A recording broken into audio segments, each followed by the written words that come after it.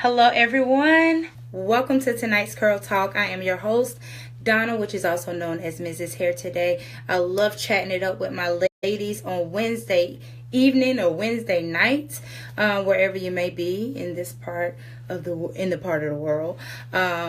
I'm going to wait just a few more minutes, but I also want to welcome all of my replay watchers who are joining for the first time and who have been with me for the last few Wednesdays. Thank you so much for joining, and don't feel that just because you're not, just feel that maybe because you're coming on at a different time that we're not going to take your comments and we're not going to get back with you. We want to hear from you. We want to know how you feel about the topic that we're going to discuss tonight. So I'm going to wait a few more moments to get everybody on, and I'm ready to chat it up. We're going to have a good topic that I think that every mother or anybody that has a heart will be able to discuss and share. So if you're on, go ahead and comment below that you're on and where you're from, and also share this live with one of your friends right now so that they can just chime on in. Hi, Robinette. Thank you so much for joining. If you haven't already, go ahead and take the time to share this live. So, yeah, I'm super excited about Curl Talk. I always look forward to speaking with you guys on Wednesdays. I love you guys. You have shown me so much love and support. I do appreciate that. And I hope you guys have been enjoying it too. I want to know tonight how the Curl Talks are really working for you. You know, are you getting anything out of it? And, you know, how is it, you know, benefiting you? You know, it's always good to revamp, hear what our viewers are saying, you know, so we can make these Curl Talks better, bigger, and greater. And, you know, hey, Irene, thank you so much for joining. So, yeah, we're just going to wait a few more minutes. I'm not going to hold you guys long, and we're just going to jump right into the topic. So, heart it up. Let me know. Okay, Irene, you're from Baltimore. Thank you so much. I see people are popping in right now. I hope that the connection and everything is good tonight. We're trying to eliminate all of that stuff so that we can go ahead and get right into the nitty-gritty.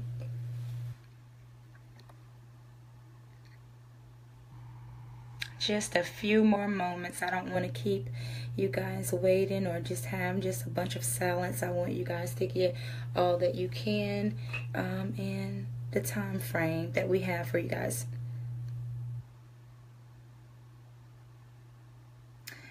I colored my hair today for the first time and I'm loving it. Yay! Good for you.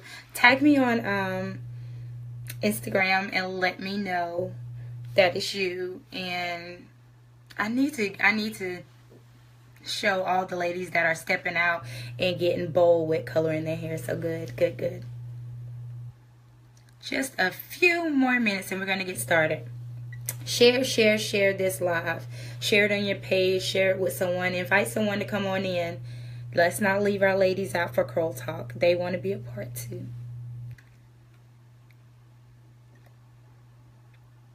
All right, I see you guys coming in, so go ahead and comment below. You know, I love hearing from you. I see the numbers increasing, so I know you guys are on.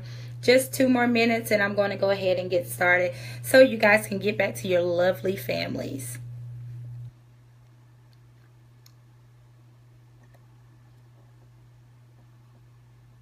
All right, so I know that wasn't 2 minutes, but we're just going to go ahead and get started. You know, our girls can come on in. So tonight we're going to be talking about, I know you guys are, you know, on your social media, you know, platforms, and I know you've seen this article about the Milwaukee girl whose hair was cut by a teacher. It's kind of, it is an older topic, but it's been servicing back because we have been seeing a lot of cases where little girls are being, I would say, bullied by teachers from these particular articles. And this particular article, the teacher cut her natural hair. The little girl had braids and beads, and I think she was kind of playing with them all the time. And as girls, when we grew up, our mom loved to put beads in our hair. We thought it was cute, making this sound. We were rocking them, we were slinging them, we were playing in them. And we thought the more we had, the better. The louder the color was, the more we had on each braid. Come on. We enjoyed that. That was something that I think every little girl has experienced in their lifetime. And if you haven't, it's coming back now. It's a trend even for an adult. You see the braids that are coming forward with the beads on them. So, beads, I don't think it's ever going out of style. I think now they're coming back even more. But really wanted to get in a topic. I wanted to know if you guys have read about this topic and you had some kind of comment, some kind of feeling about it. Tonight's going to be a night where we discuss this. How would you feel as a mother, that your daughter will come home and to see your child's hair cut, all because of your daughter playing in her hair, or it was making too much noise, or it wasn't accepted from a teacher. The teacher was aggravated by. How would you feel? Let's get into it. How would you feel? I know I got some moms on here. I'm a mother, and I'm telling you right now, I'm very particular about who does my daughter's hair, who put their hands in her hair. So if she came home and she was missing some plaits, or I knew that some cutting went, I'm gonna just say pray for me. I'm just being honest. As a mother, that will literally tear me up, because you send your child to school, and for a lot of mothers, that bond of having your child with you, from a baby, and then you trust others in those places to be able to watch your child, to nurture your child. You give your child what he or she may need, and to be violated in that way, to be treated in that way, that will really crush not only the child but me. It would really crush me. I would be very angry. I'm just going to be honest. I'm an educator. I love children. I treat all children as if they were my own. That is no joke. I love them. I love seeing a smile on their face. I love saying something. I love going and giving them a hug, make them feel good. Also allow the parents to see that even though you're away for, 7.5 hours from your children, some 8, that, they're in good hands. We are here to enhance, equip, teach, build, motivate, inspire, uplift our children, to be somebody. To be able to stand and to be able to take that confidence away from a child. I don't understand that. Okay, I see some people saying they're very angry. Totally. And if you're on here, I want to be able to hear your comments tonight. Oh, no worries. Thank you so much for popping on. So again, literally, that would just destroy me. And could you imagine what the little girl was feeling at that moment?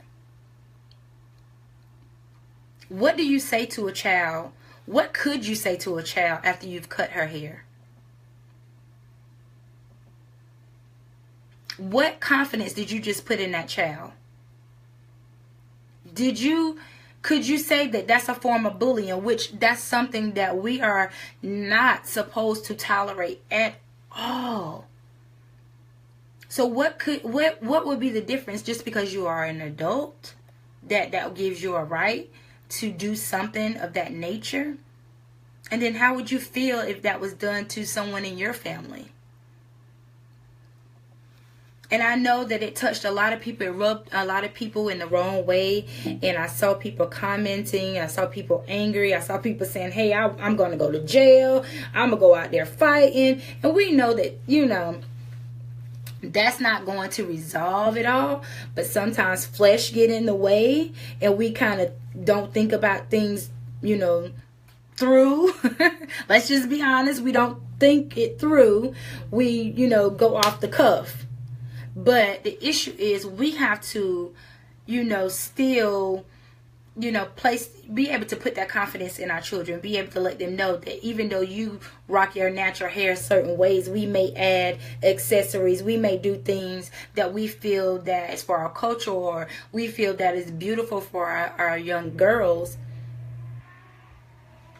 They don't have to accept, or they don't have to be something that they're not, and they don't have to feel like they have, you know, they've done anything wrong. You should be able to go and look presentable any way you please. And there's, you know, there's ways that you could have handled that. There's ways you could have been like, okay, could you please put your daughter's hair up in a ponytail? Can you please do, so that she wouldn't, you know, play is distracting her. It may be distracting others in the classroom. You know, could you have this talk with her? You know, there's proper procedures. There's different steps that could have been taken. But to reach and grab scissors and take it upon yourself to destroy your child's confidence, to make that child feel terrible, that's not what educating is all about. That's not how we build our children. That's not why parents send their kids to school, to come back with that type of abuse. To me, it's abuse. What do you guys feel? I want to know tonight. These are just my feelings. This is how I feel. But if you guys have any comments, anything that you would like to share about it, it's an open discussion tonight. I thought that I would bring it to the table because I saw it floating around on social media. I know that some of the moms were going, you know, crazy. And, you know, it's important that we build up our young ladies. Because things like this is happening and it's unacceptable, and it needs to be brought to attention, and you know, it has to stop. It really does. And if you haven't read the article, you can look it up. It's called Milwaukee Student Teacher Cuts Her Hair Off, Natural Hair Off. You can pull it up and see. Beautiful, beautiful young girl who had experienced that, and that was very unacceptable. Very unacceptable.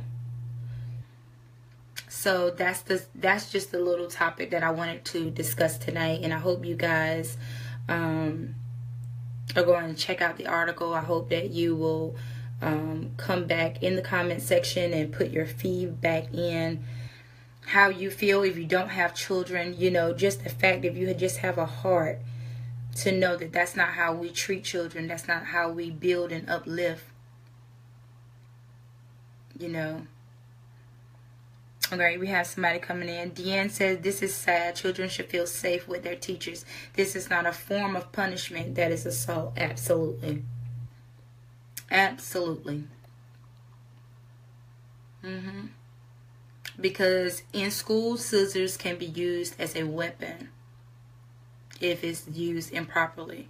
And to me, that is used improperly, because scissors are to cut paper. That's what we teach our children in school. We teach them that scissors are not to cut your hair, or not to cut your clothing, and to not be used on another person. So for a teacher to come out, take the time, and I'm just imagining, like, what were the other students doing when they saw it, when they heard about it? And what example was that going to set? And what would happen if someone mimicked that? What would be, what is it going, I mean, how do you punish? What's the consequences? Because you're teaching that. You allow that. You just accepted that. So they imitate. They learn from the leader.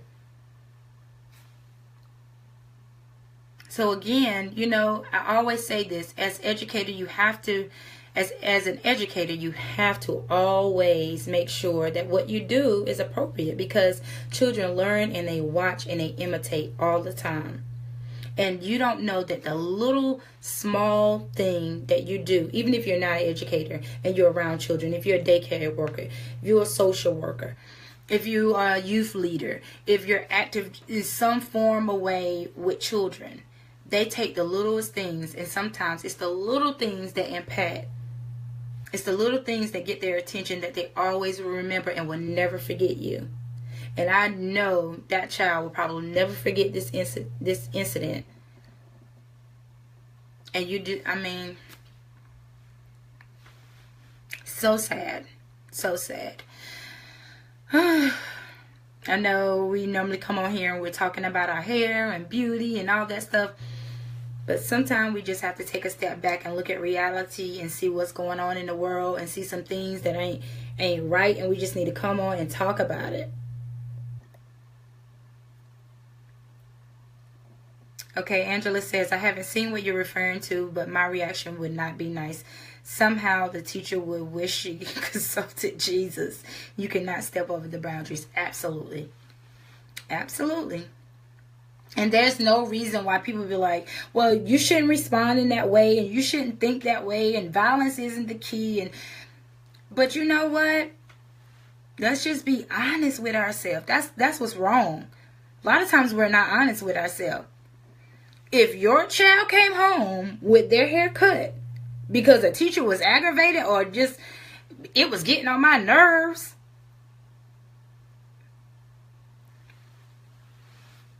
you're going to need a prayer circle. You're going to need somebody that can say, hold, breathe, calm down, breathe. I need, talk to me. Wait. Because your emotions are going to go cray-cray. It's not going to, you're not going to feel like, oh, well, you know what? I understand. You know, I get frustrated at work, and, you know, I understand. That's not going to come to mind. Because a lot of times we're all frustrated on our jobs. There's people that are constantly making, but we can't go around cutting everybody and doing everything and just thinking it's A-okay. You have to learn to deal and work with everybody as a whole. And it's so sad that a child had to experience that. And I just can't even imagine. My daughter is so sensitive, and I couldn't even imagine her coming home telling me that, because she loves her hair. She wants it to be long. You know, they get to that stage when they get older. She's in 5th grade. She wants it long. And I'm thinking I want my hair straight and all this other stuff. So if she came back and it was half whacked up because somebody got angry with her, and then she'll feel like she done something wrong or feel insecure, and then I have to take the time to build that back up. When I'm already instilling and pouring in her that she's beautiful, for her to be confident, for her to be great, to be a leader, to go to school, to do her best, to show manners, to be respectful to her elders, to be respectful to her teachers. And then I have to take the time to build that back up because somebody tore it down because they were impatient or couldn't handle it. Yeah, I'm going to need for that job to be gone, because if it happens one time, it will probably happen again. I would need an apology to my daughter. The same place where you cut it and embarrassed her, that I'm going to need you to go back and fix it.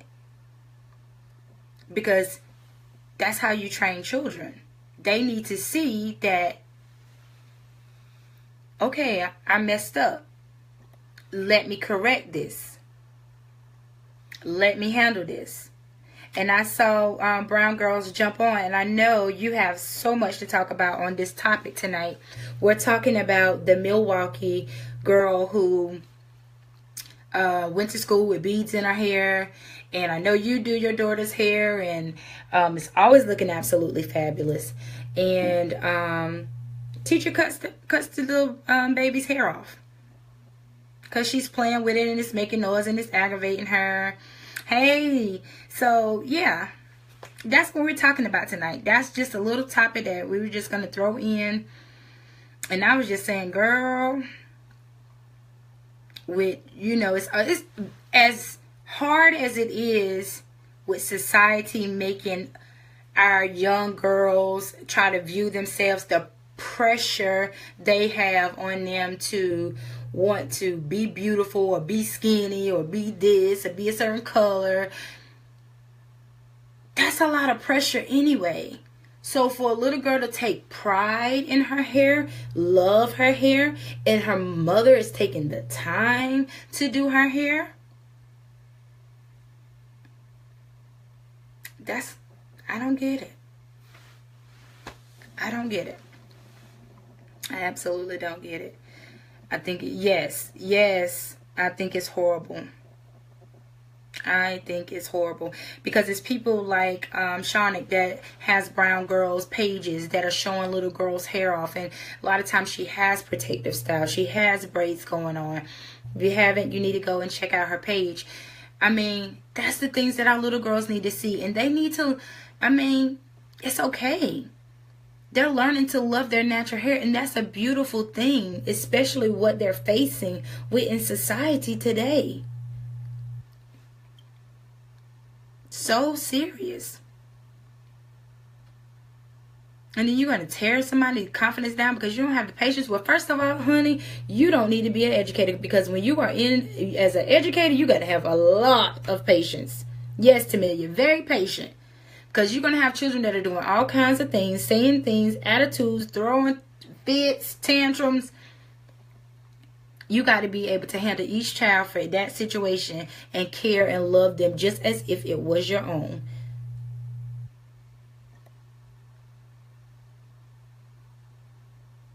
Yeah, Shani said she would have had a fit up in that school. Yes.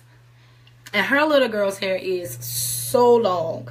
So I couldn't even imagine your little girl coming home with her hair cut off. I couldn't imagine. I couldn't even imagine what you would even do. We were just talking about having somebody on deck that can talk to you and calm you down real fast, because you're really not going to be thinking things through. Because, honey, if I would pick up, and mine's a car student, so, oh yeah, we about to park the car. Park the car. It might even get to park. We might even, before the doors, it might still be going when I open the door. I don't know. I'm just saying. The same way, y'all I'll be on the news. And I would, y'all be making a song about me, because I don't even know what would come out. But, that's the flesh part.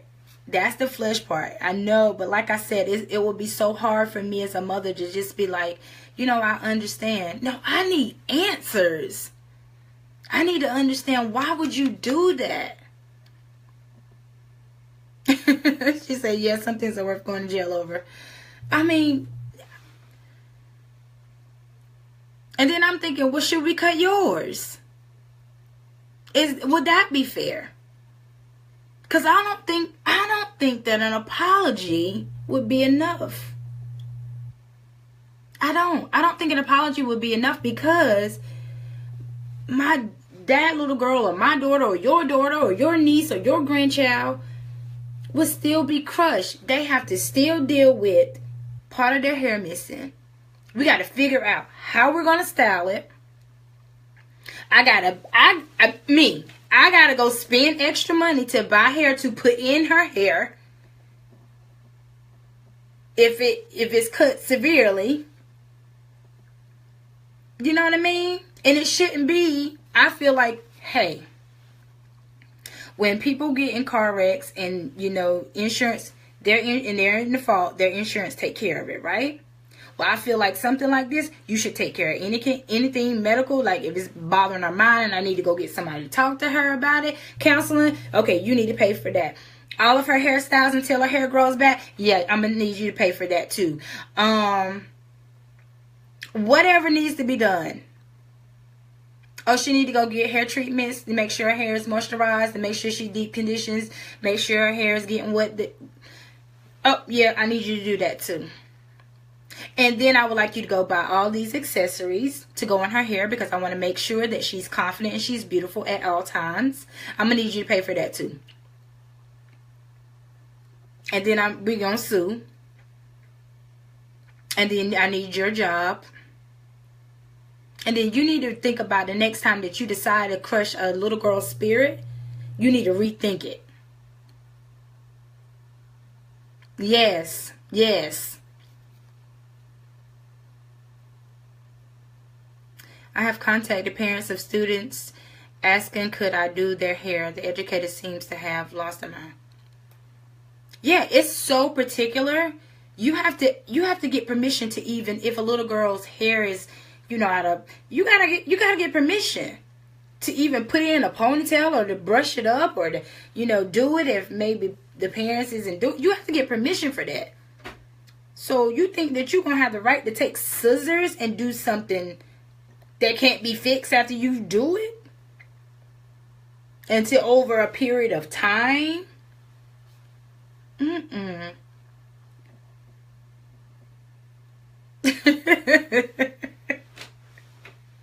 I know, honey. I know. Yeah, she said when she is finished, that teacher will hate scissors. Honey, today we gon' look. Y'all pick them two little things up out there that we use to cut paper. Pick those up. They ain't even gonna want to say scissors.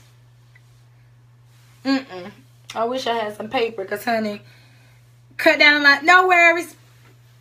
This'll work. Phobia, scissor phobia. So it's I mean, even though I'm joking about, but that's really no laughing matter. Honey, I'm telling you, they will be improvising. That will be the new art class, because that teacher will have first of all, he or she ain't gonna be working. Because I just refuse that they gonna have a job. But if something happened and they did, there will be a new art teacher, because they will be, by the time everything is done, they will have so many creative ways of how to cut paper, how to piece things together without using scissors, without getting the shape. Honey, them are going to be the best tear-offs in the whole world. They're going to learn how to use sharp corners and tear that paper in half. You know how we do, get that perfect. You get on the side of that table. Yeah, they're going to know all the tricks. They'll be ready for art class, honey, if they don't have one in there as well. Yes, it's an issue. Yeah. Yeah. And me, I mean, I am a total Christian. I mean, I wouldn't go in there and, show my behind too bad, because, I know people are watching and looking at me. But that is an issue that will hit home. And you don't know what you would do if that was your child. I don't care how good of a person you are. That's just a no-no. You don't put your hands on another person's child. You definitely don't cut nobody else's child hair without permission. And then you cut it in a way that it ain't even styled. Where they do that at? This is just a raw video tonight. We're just talking. This ain't no cute preppy. This is a mom discussion, auntie, grandma, sister. This is that discussion tonight. You can Google the story. It's called Milwaukee Girl. Little girl, teacher cuts Milwaukee students hair, natural hair, something like that. It's an old article, but it's resurfacing because it's an issue and there are things like that going on. And let me tell you, this is no lie, because I know you're going to like, Donna, we already talked about that. But listen, this is no lie. I was just looking, I think it was yesterday or the day before yesterday. And I think it was on Instagram, and it had a teacher who bites students' hair to wake her up. Kid you not. He reaches in, grabs her hair with his mouth, pulls it up with a ponytail, and wakes her up. And she's like, and everybody's laughing. And the video goes off. What are your thoughts? These were older kids. These were, they were older. They may have been high school. Yeah. I saw it. I saw the video. And he picks it up with his mouth. And I was just like, I don't know how I feel about that. First of all, it was a male teacher. Second of all, it was a female student.